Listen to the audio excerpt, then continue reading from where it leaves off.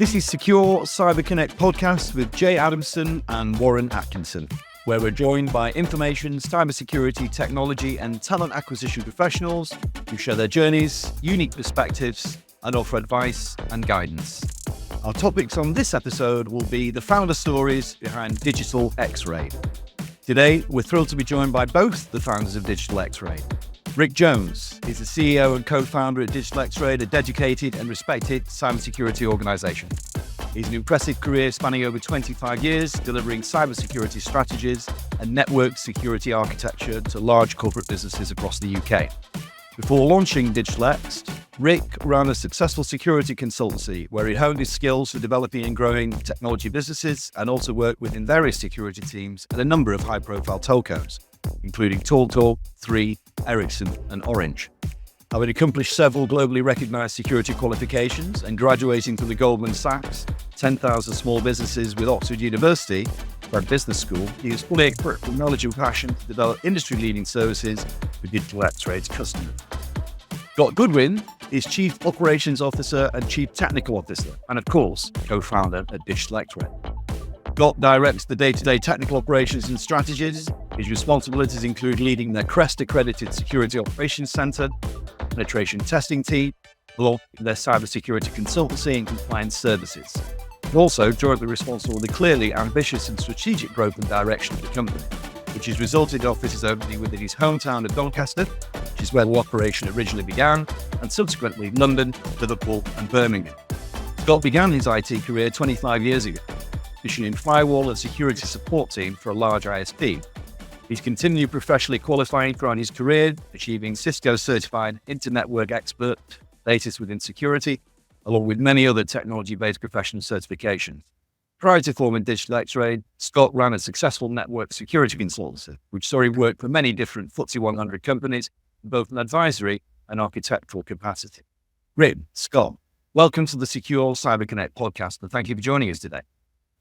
Yeah, thanks, guys. Happy to be here.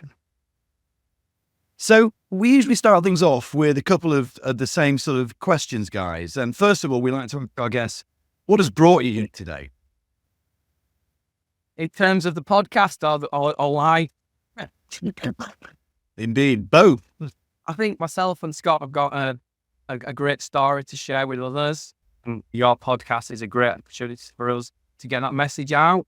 We've been on a fantastic journey in terms of both of our careers that have led us to setting up our business. And there's a lot of misty and untold stories in terms of how and you go about setting up an. People quite often ask questions and they're expecting some magic to come fall out of your mouth. So I think it'd be good to sort of share the story and really be honest about what it's taken for us to get to where we are today. I think, I'd echo that. It's been a journey. And I think if we can inspire the next generation of security professionals or entrepreneurs, then it's good to give back to the community and share some of the stories and, again, inspire the next generation and make sure that there's a passion for cybersecurity. Because as we discussed previously, Jay, I think passion's important in this industry in terms of making the best of it. It's an ever-moving target. It's a big technology curve. And you've got to really be into it to stay ahead of it. And I think that's what we're trying to promote, really. No, couldn't agree more, guys. And if you'd be kind enough to share with us, both of you, something that you are sort of either proud of or excited about or maybe just wish to shine a light on that isn't typically on your LinkedIn profiles. Definitely. So from a personal perspective, I guess being for his family, being a solid grounding in terms of one of the things I'm most proud of. I know it's not very LinkedIn-esque, but the reality is the reality. I think the other thing that I'm extremely proud of, something I didn't really think about while setting up DigitalXRAID, was the positive impact I would see on the people that come on the journey with us, the people's lives that we've changed through providing them the opportunity and the training and the growth at DigitalXRAID, and individuals flourish and really start their career and mature to do exceptionally well. That was something that when I was on a business plan, when we wanted to do DigitalXRAID, it was never something I really thought about, please. Definitely a benefit to see some people in your team do well. That's great. Great. I think, again, I'd echo that as well. I'm incredibly proud of what we've created here in terms of employment opportunity. Especially, I know that we're going to discuss this later, but within the northern region and within Doncaster, there's nothing here really in Doncaster from a technology focus in terms of what we're providing in terms of cybersecurity. I've lived in Doncaster all my life and I've never worked here. I always worked in Leeds, Manchester, London, all the usual city hubs. It's been very rare that I've been able to do any work in a cybersecurity sort of capacity within the Doncaster region. So yeah, hopefully we're helping the local community, helping the local economy, and giving opportunities to people within the northern region to progress within this unique field, which is in demand as well. Let's be honest, the skill set is in demand all the time. The industry is growing all the time, so it makes sense that there's more businesses like ourselves dotted around the country to support the growing workforce. True. It's just inspiring to hear, and I'm pleased the individuals such as yourself are opening doors, especially in areas such as Doncaster, for instance, when there perhaps historically been a lack of opportunity there for those that are breaking into the industry. For sure. Absolutely. Before we kind of get into it, I guess one of the last questions you want to ask in the intro really is maybe what's the one challenge that you guys have faced in your career that you feel may have significantly shaped or influenced your perspective on cybersecurity? I think the main challenge for me, if I'm being totally honest, has been that when I was delivering services myself and in my own career, the focus was always on me to achieve them, for me to gain certification, for me to progress, and for me to do a good job. The difference, I would say, when running a business and teams is the focus is now on the team performance. And it's not necessarily always the case that I can do the job myself. And I think I've found that quite challenging because I've had to adopt to being reliant on a lot of people. Whereas generally in my career previously, I was more or less self-reliant. Within my contract, I was self-reliant. Within my education piece, I was self-reliant. And that has been challenging. It's been challenging to let go of those reins and put this into a team of 10, a team of 15, and let them run with it and get the achievement. So I would say that, yeah, that's been definitely the challenge for me. And I think because it's cybersecurity, it's not a one-man effort. You can't run a security operations center with one man. And again, that is a challenge. The team have got to be right. The team have got to gel. The team have got to work together to provide that the best possible service we can and make sure that our customers are secure. And yourself, Rick? Yeah, I think it's on a similar vein, really. We were very successful in our own personal careers. Going from what you would say the dawn of cybersecurity, when it was very information security. There was no word cybersecurity, it didn't exist. It was information assurance. And seeing this world that's been created, I remember doing what we deemed as security back in a young ISP at FreeServe, was technology-based. It was implementing technology stacks. It was implementing firewalls and IDS solutions, and that was security. I remember talking about things like looking at policies and procedures and systems. There was just no appetite for it. It didn't mean anything. And I went to my bosses at that point and said, "Look, built this full information security standard, and this is what it means, and everyone's going to have to adopt this." They were just like, "We just got to build some firewalls so we can grow." So to see it change into the beast that it is, and the challenge in keeping to date with everything, it's immense. And it's constantly changing, regardless of AI and all these new technologies.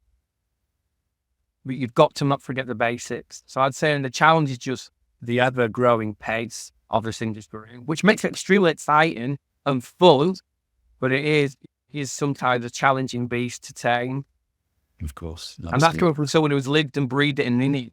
So when it's not your bag and you're an organization is ultimately built on a technology stack, but you're delivering parcel for someone, you're not necessarily a technology company. Amazon has literally changed the world of that. Really, they're a technology company now that just delivers parcels. And I think this is the change. They're reliant on tech and security and cyber. Is that even though their primary function was something, it's no longer really. It's just the output. the beat behind it is tech. Yeah. It was definitely. And in most recent years, we've seen security incidents rise roughly around 31%. Yeah. I read a study recently indicates over 15% year-on-year growth, and that projection is going to continue forward for the next 5 to 10 years. So just curious to gain an understanding of what the fundamentals were for you as a group to actually establishing DigitalXRAID in the first instance. What was the main driver there for you, Rick? Sorry, in terms of what? What establishing DigitalXRAID in the first instance? What Would you love motivation for setting up a business? Yeah. I've always been entrepreneurial as a Scot. DigitalXRAID, as successful as it is, there's been a lot of stories and a lot of businesses that have been spun up and failed in order for us to get the DigitalXRAID, be it from running a recruitment, an IT, a retail, online retail business. There's been a lot of trial and error to get the motivation came from the industry has been exceptionally good for me.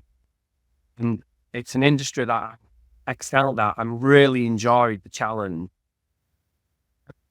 We felt, both myself and Scott, because of the exposure we had, that we could do something in this space. We felt passionately we could really create something that bully and optimism, and sometimes misguided optimism, but still you need it, has got us where we are today. But we thought that we could bring something to the market. I'm not going to say disruptive, for strong improvement and do things better. And that's what we've done. That's brilliant. And in terms of where the business was at and the challenges you perhaps saw within the space, going back all that time ago, how has that sort of differed to today? So, I would say that when we sold the business as well, one of the things that we wanted to do was we had all this corporate knowledge. Me and Rick are from very much a blue chip sort of FTSE 100 background. And I was looking at my stepfather at the time, who was running a small cleaning company, 60-man outfit, but reasonably small company. Not a lot of focus on his cybersecurity posture or anything. And I was talking to him about this, and I was thinking, well, if he got hit now, he doesn't know there is. And it could absolutely destroy him. He's on low margin. He doesn't have the deep pockets that the companies that we were working with have. And so when me and Rick were talking, we're like, right, can we bring all this corporate knowledge down to the sort of small business level and help those guys? And one thing that I'd say in response to your question, Jay, is that back then it was very difficult to sell cyber to anyone. Yeah, imagine what's medium size, because the maturity wasn't there, the expense and cost to play really was too high for those, and they couldn't see the value in it. And I think over the duration of the business, cyber is now at the forefront of all operations directors, managing directors, CIOs' mind. And that's been a big swing, a big shift. And it's created the market that we're in today with more products. And as well, on the flip side, once it becomes global and once it becomes a hot topic, you've still got then more threat actors, because everyone's getting on the bandwagon on the other side of the coin as well. So I think that's been the biggest change that I've seen through the business is, one, the awareness of the marketplace, and two, as well, the complexity of the attacks and the ease of actually becoming a threat. And I guess, despite many companies, I think around 60% of tech companies typically being concentrated in the South and predominantly Southeast, of course, we're seeing that more and more are strategically sort of choosing to set up in the North and maybe capitalize on all the unique advantages provided by that. And what made you guys sort of decide to set up your operations in the North? Was this the same reason, and I guess has being based in the North influenced your business operations as a result of that? I think there's now the selfishness. Scott and I had spent the majority of our career, the idea of spinning up our own business and then actually being able to do it in the North was great. But like what Scott said, in terms of is a Doncaster born and bred, and the option to do anything like that just didn't exist. We've got some founding universities that have really got strong cyber and technology focus, such as Sheffield Hallam, and so there's a talent pool. But where did it go? Well, now we've got to now just move away. That might be great, an opportunity that some people want to take, but there is people that think, well, I want to stay around my family. And DigitalXRAID sort of provides the opportunity to still be at the forefront and bleeding edge of technology. Still be not, but the vast number of clients that we've got, unfortunately, are not all Upland based. So we have got clients all over the country. But one of the strategic advantages to Doncaster was we looked at areas and we saw, well, the rail network, we can get to central London in an hour and 40 minutes. Yeah, that makes sense. And then I suppose, given the market the global cybersecurity market is just exploding and more every year. I think there's talk of around 370 billion by 2028. Yeah. Obviously, positioning and growth are vital in these situations to remain competitive. Where do you see DX's position within the cyber sector today, and maybe your identity, your core values, and of course, sort of plans for the future? And I suppose caveating that is also, where do you feel probably some of your most significant achievements have been in this space thus far? So we've always been very clear. We've had a mission of what we're wanting to do. Our mission really is better to ensure that our clients understand the security risks that face their organisation. When we put this plan together around our missions, well, why are we doing this? What do we want to bring? We truly believe that being part of a connected world shouldn't come with a security impact, effectively cost businesses, their customers, a reputation. So how do we help with that? We're steadfast in our unwavering mission, really, to make sure that the bad guys don't win. That's what we're there to do. So it's like, well, what do we do and how do we deliver that? So we're delivering exceptional customer service. That's been paramount, making sure we're always driving for the customer. We leave them better educated and more secure, less exposed to cyber attacks. We deliver a full 24/7 UK-based cybersecurity solution, basically allowing the business, like our customers' business, to focus on what they're good at, so we can protect them. In essence, we say our motto is, we never sleep so that our customers can. So we've always been focused on our mission, and we delivered that across 3 cybersecurity transit: offensive, defensive, and compliance. I think personally, one of the biggest, most greatest achievements is building our secure operations center, but I'll let Scott elaborate on that. So in terms of ID, I think it's important to say as well, we are solely a cybersecurity company. Yeah. We're not a business that transitioned to security. We started as a cybersecurity company and will always be a cybersecurity company. We're not an IT provider that saw a gap in the market and started scaling our stuff up. This has been our sole focus from day one. And I think, that gives us a great ID in terms of expertise. It's always been our core focus to stop the bad guys, like Rick said.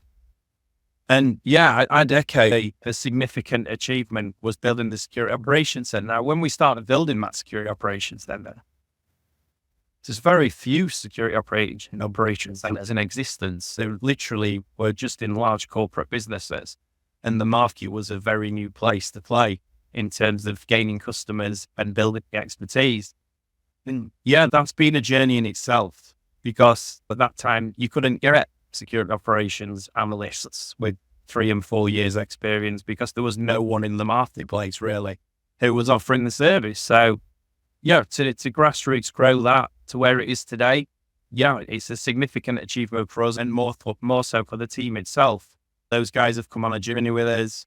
We've got a great education program in there, a great development program.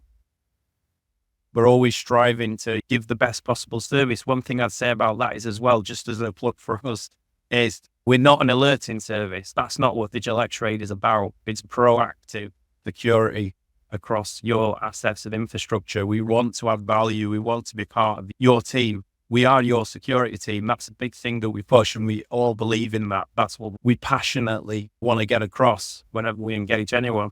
We're there not just for when it goes bad, but also for advice, to guide you, get involved in your journey on the security sphere.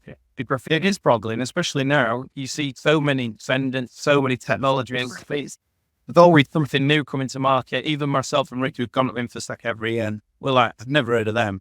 Yet they're a huge company. We load the back in. So if it's difficult for us, it's difficult for the customers. No, right. No, most definitely. And just taking a step back from what you mentioned, if for some of our listeners, perhaps they might not have a familiarity of what a security operations center should be, especially in this modern time. How would you compare traditional SOCs in comparison to more of a modern security operations center such as yours? What would be the key differentiators there, Scott? So I think, like I said, one thing that we saw in the dawn of security operations centers was you can go out and buy some fancy tooling and it'll bring up some alerts and alarms. And I think that's the key difference now is anyone can go out and get technology and they can get an email in the box, there's something bad happening. It's about how you interpret that alarm and what you do with the information. Like everything now that we live in a data-centric world, you can be absolutely overwhelmed by information and it's what you do with it that counts. And that's what DigitalXRAID's about. The guys are going to triage, they're going to look at the information they've got, they're going to collect more information to ensure that they take an informed decision on what the best action is moving forward in relation to this alarm. And on the flip side, they're not going to get you out of bed. They're not going to call you just for the sake of it. They're going to shield you from that and make sure we're tuning forms down and only really raising incidents when we need to. But then when we do need to, we're in your corner and we're taking you right through to mitigation to make sure that nothing's going to happen to you guys, or we're going to limit any risk of a cyber incident having any impact on your daily lives. And that's the key again. It's again, don't let the bad guys win. That's what we're trying to achieve here, so that companies, businesses, organizations, charities, whatever it is you're trying to achieve, you can just focus on that and not worry about the cyber threat because you've got a company like us on your side who are dealing with that for you. That's great. And something that I picked up on earlier that you mentioned, there's a emphasis on that knowledge transfer with your client. So essentially you're a partner, you're investing in their maturity. And that's something that unfortunately there aren't enough MSPs and even consultancies doing. They can be very sort of light touch and a bit rogue. So I do commend you on that. Yeah, I think that's the key thing for us. Again, like I say, it's interaction. We want to speak to our client. We don't want them to be quiet because we can't possibly give the right level of service in this sphere by them being quiet and sitting, and we just sit here and think everything's okay. It's got to be a two-way conversation. We've got to understand what they're doing and what their challenges and goals are. It truly is a partnership, and that's how we're dealing with the customers. It is 100% a partnership. Our brand is really important to us. DigitalXRAID brand is really important to us. And when we partner with a customer, and their brand in turn becomes very important to us, because if they're under our support and our guides, then, and something happens to them because we've not done our job, then it's DigitalXRAID brand that gets hurt as well. So the reality is we are in this together, and we do really become an extension of our customer security. Yeah, so we've discussed the defense side of things, which feels like you've got a solid team there. I've also looked into your offensive capabilities, pen test and red teaming in particular. Certainly an area we're seeing a lot of our clients and those within our network look to invest in. So I'm just keen for you to share a bit more detail in relation to the offensive capabilities that you have and perhaps some success stories there. Yeah, absolutely. So the DigitalXRAID brand, the 3 tiers of, we call it, the offensive, defensive, and compliance. We built that for a way in order to make sure that wherever the customer is, we can support them on their cyber journey. And the offensive element is a key part of that. And we've built a fantastic team who are certified to the highest level. We can work in a match to central government and critical national infrastructure in ensuring that the country is safe. So we've got more than the skill set to make sure that corporate environments are also safe.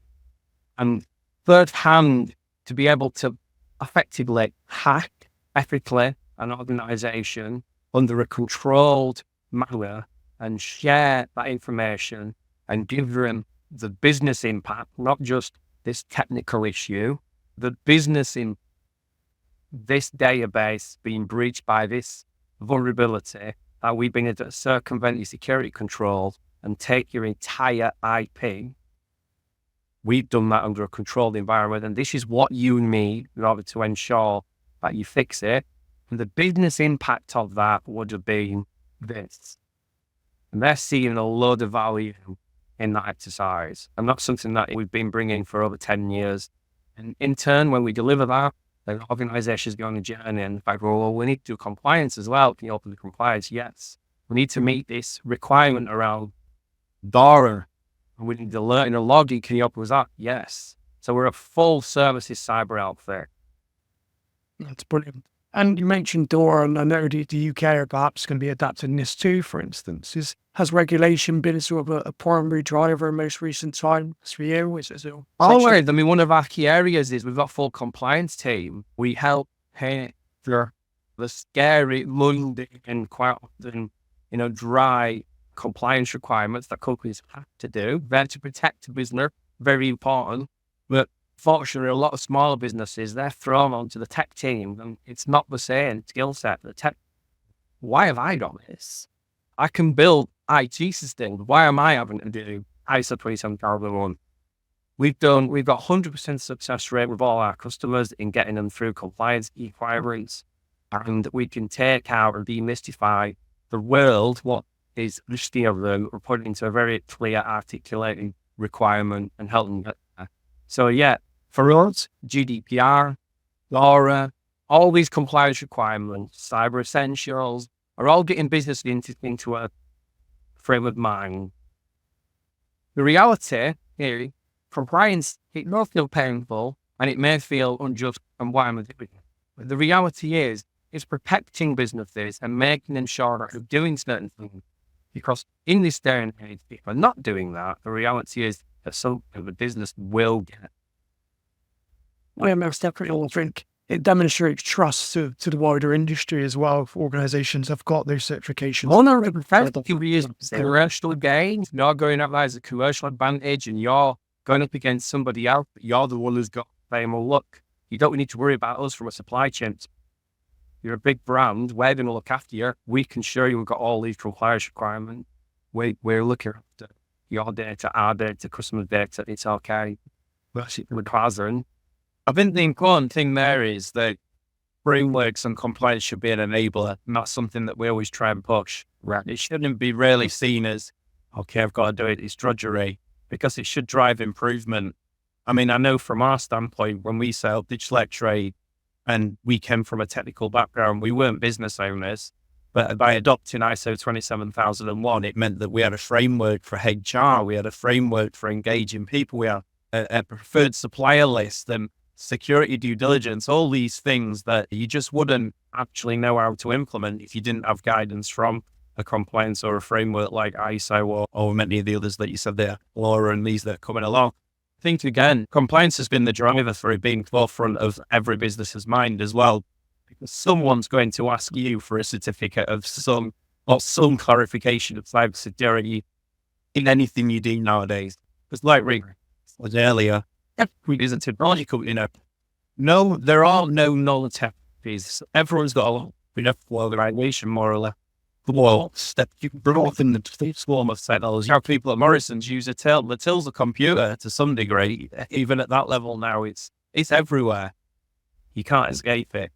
Listen, I mean, taking on board your passion and clearly your impressive track record and expertise, I guess any insights probably would be pretty welcomed on individuals who are maybe looking to start out in the industry. So for people who may be entering into cybersecurity and in terms of sort of key skills or certifications, what would you maybe recommend them focusing on to sort of build that strong foundation? And I guess in terms of early career professionals, in terms of maybe networking and finding that sort of mentorship, which may lead to opportunities, what advice would you have for those entering into cyber and maybe looking to progress their career? I think for me, the word cyber is too big. So when someone is young and they're going, I want to get into cyber, my advice is figure out what actually excites you. Because the word cyber is too big for you to do anything meaningful with. Because I know project managers that are in cyber that are doing a fantastic job and enjoying it. So you need to figure out what in cyber you're looking for, whether it lanes, stay compliance, working on blue team, figure out what you're passionate about. And again, back to Scott, point area. It is a hard industry. It is ever changing. It is always driving full of knowledge. And so if you've got no passion for it, going to be a lot out there. So at least find the area that excites you, I would say, as an advice in terms of getting into cyber. Which element of cyber excites you? And Scott, anything you'd like to add to that? I would agree with Rick there. It is such a diverse field now. I think originally it was just seen as you either did firewalls and infrastructure, or you did a bit of penetration testing or some security audit, light touch. Whereas now you've got full departments just concentrating on one area. So yeah, I would say good starting point is to try go on Hack the Box. I would be a big advocate of that. Get on Hack the Box, have a look, see if you like that element of or that challenge within the cyber remit. Look up the frameworks. If you find them interesting, auditing's probably for you. It's that sort of thing. So yeah, I would say that we're in a world of there's so much resource now. So go out, use some self-research. And then when you approach an employer, if you can go with that knowledge as well and say, look, research this, it's going to put you in a much better practice. Right way. Last in the salary rates are great, so I want to be in cyber. Make sure you do a bit of research, see if you can get into the industry. And like I say to my kids, you're a long time a learner, so you're better off doing something that you love and you enjoy. Or try and find that. And it's not always the first job you get, I'll be honest. I bounced around jobs. I was a plumber when I left school. That's how I started. I was an apprentice plumber. And I realized that weren't for me and ended up getting passion for building computers and doing that element then. So try some stuff. Use some work trials. You get people ask us about something from school and doing 2 weeks and things like that. There's plenty of businesses out there who'll do that to give you a flavor of the industry and make sure it's you. Fun. I think, look, typically we usually come out with a few kind of quick fire questions at the back end of the podcast. And I suppose to go through a few of these really, in the first instance, we touched on this to a degree, but how would you guys approach the balance between advancing technological capabilities and maybe maintaining that strong cybersecurity measure? in terms of what jets are. So in terms of some of your experience of building and leading teams and on driving that innovation, how would you approach the balance between sort of advancing technological capabilities and maintaining a strong cybersecurity posture? It's difficult because I see an industry now that some tiny new technology comes out and everyone wants to get on the bandwagon and get it on the CV. But in reality, I think it's like what I said about the Security Operations Center and the value that we have. It's about how well you can use the tooling. So I'm pretty sure if you've got a solid piece of technology now, it's not always the right thing to go for the shiny new piece of kit that's being marketed to you. And what I'd say is that make sure that if you've got people in post or you've got technologies in your business, that you've got the right experts and the people to get the most efficient use out of that tooling. And that's often we go into businesses and they've spent sometimes millions on various tools, and they're basically we're shiny and new for 2 weeks and then kept to one side, and they're not getting the value they should be getting out of it. Or the worst case is they're not tuned it. It's so noisy, they just ignore it. And then they're just putting themselves at risk. So I would say become a master that you get within your business, or employ a company like us who can do that for you, provide that managed service. Yeah, I think that's a good point. I think there's a lot of vendors. I'm not here to rubbish anybody, but there's a lot of vendors that maybe have a promise within the marketing a little bit. And there's investments made within technology staff, and they don't necessarily deliver on those promises, which even with AI are a little bit far-fetched. And the customer becomes a little bit disgruntled, and then what's written product out and think is rubbish. And the reality is there's a lot of great software out there, but you've got to learn to get the best out of it. If you're looking for a silver bullet and you're looking for a next now, it doesn't exist. Absolutely. It's like if I jump in Formula 1 car, could jump in Lewis Hamilton's car, I ain't doing the lap as fast as him, right? And I think that's the case for your technological stack. You need to understand the tooling to get the most out of it. Yeah, always. And in terms of sort of what key metrics should cybersecurity leaders use to demonstrate that return on investment to investors and the board? I guess is a segue to the last question, really. I think this is a key challenge, isn't it? And this is something that we always push, actually. So within our maturity assessments, we always try and relate that back to financial figures, because that's when it goes up there and you're asking for budget, that's really what it's going to come down to. Let's be honest. It's not generally, I feel really nice, let's get some security, it sounds really good. Right, well, what's the risk for us? And I think that's the way to articulate it, is what is the risk to the business? And then what is the monetary value associated with that risk? Because essentially a lot of cybersecurity is just an elevated insurance policy for when the bad thing does happen, that we've got it covered. And it's just making sure that the stakeholders see value in that. Yeah. And that's the challenge. That's the challenge for everybody in a cybersecurity role. It always is. Because you see all this spend and what do you necessarily get back for it? And I think that's as well where you need to communicate and help them. So things like all the alerts and things that we get, condense them down into a nice stakeholder view that they can say, okay, so we mitigated this many threats this month. Okay, I can see value in that. And it's not just, I spend, I don't know, £100,000 on endpoint, don't really know what I got. I got some antivirus on some machine somewhere, but we need to do it. Make sure that they understand the value. I think that's a real key thing when trying to secure budget.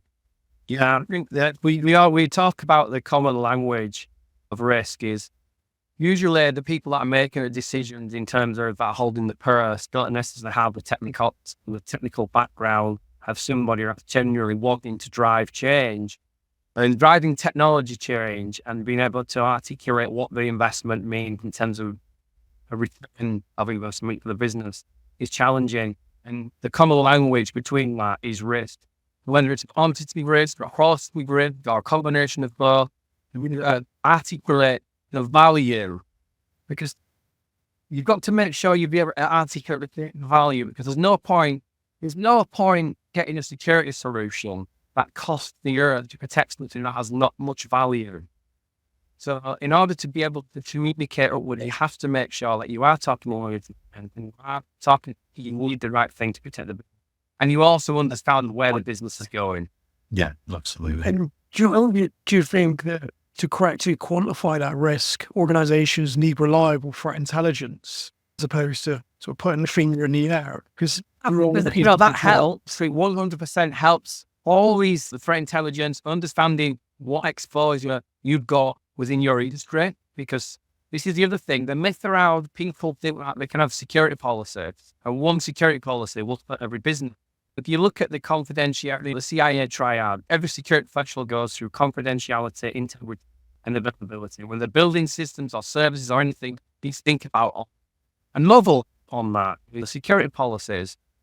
But if you take, for instance, two completely different industries, you've got manufacturing company, confidentiality, making sure that their systems guard in terms of the data as it monitors them, integrity of those systems, the availability. If you've got a manufacturing plant and their systems go down, availability is paramount.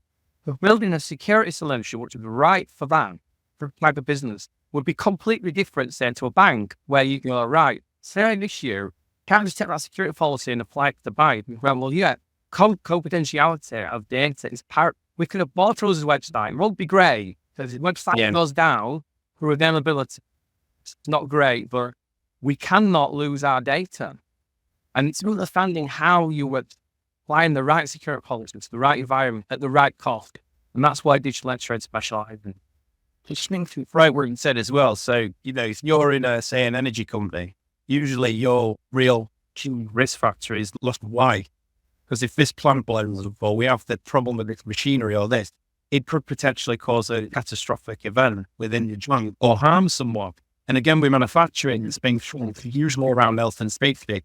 And there's a big link now, like what you said, Warren. IoT is generally computer controlled now. So there's a big link between cyber and that element. And it's articulating that up. It's not just about the physical risk. It's also the computer risk is now posing a physical risk potentially. And making sure that the stakeholders are aware of that. And again, they can see ROI through limiting rates. So it's not a one size fits all. And it's the problem, I think, going back to what Rick said about technology stacks, they sell it as such. They say, oh, this is a silver bullet. It's going to cure all your problems. But it's very industry specific is cybersecurity. And I think that's where they get in. We will always try and push the solution that best meets your needs, not just because we think we're going to earn more money off the point, because we're not a vendor like that. We're a service provider. So I think that's the key difference.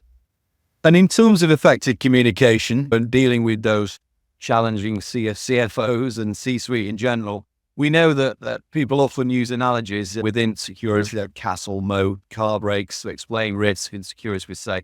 We've asked all our guests individually, what's your favorite sort of go-to analogy for simplified technical concepts? You remember this, right? It's like you've parked your car in someone else's garage. I like that. And you're relying on them to secure it for you and make sure it doesn't get destroyed or stolen. So, I mean, what else have we got? Like when someone thinks, well, we've got an IT company versus a dedicated cybersecurity company like DigitalXRAID, and that impacts you to why it's best to have that impact you. An IT company traditionally does your design and build, and we're very much in your test and assurance. So if you look at that in terms of a house, you'd get a builder in and you'd build your house, like the IT team, build your solution, but then you get a surveyor to come and make sure that it's actually to standard and it's safe. Your brother just doesn't say, yeah, it's fine. That's what DigitalXRAID do. We come in and make sure that the systems and services that you've invested in are safe and good for your company. So where's test and assurance based? Right.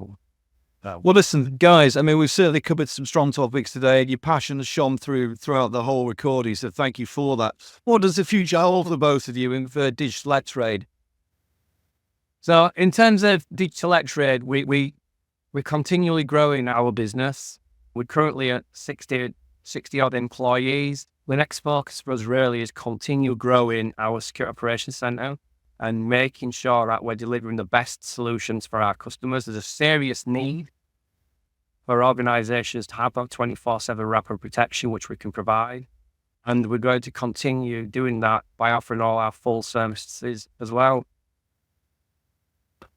Well, thank you. I mean, for all our listeners who want to stay connected beyond the secure Cyber Connect community platform, where else can they reach you guys? Well, you can reach us on our website, www.digitalxraid.com.